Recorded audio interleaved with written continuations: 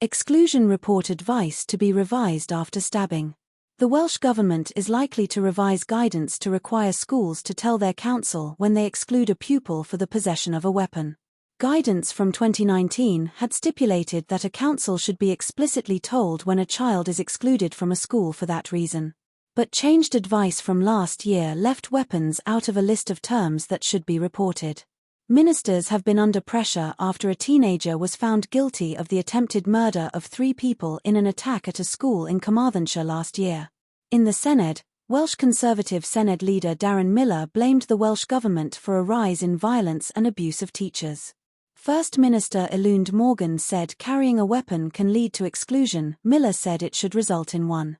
Guidance from the government says schools must report to the local authority permanent exclusions that are for more than 5 days, and exclusions that will result in missing an exam.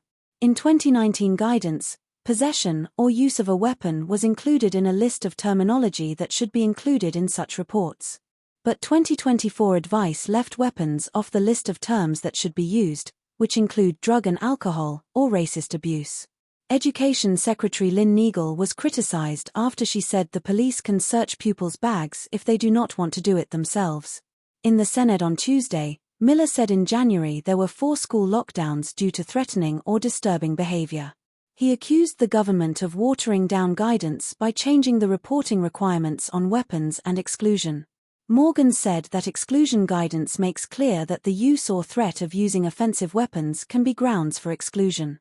On the data side of things, there is obviously a discussion going on at the moment between the Education Secretary and the unions. That will be this behaviour summit meeting that will thrash out this in more detail. She added, the suggestion is that they'll be changing it back to what was done before. Millar replied, I'm pleased to hear that you're going to change it back, but it still begs the question why it was changed in the first place. We don't want a situation where it may result in an exclusion, taking a weapon into school. It ought to result in an exclusion from school.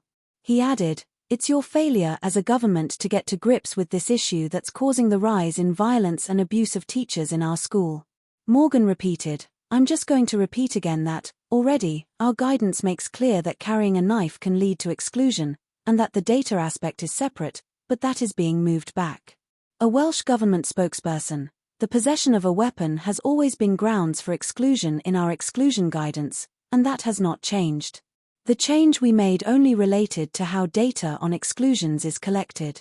In response to feedback from trade union partners, who the Education Secretary has discussed this matter with, we are already working to ensure exclusions for possession or use of a weapon are reflected in data collection categories.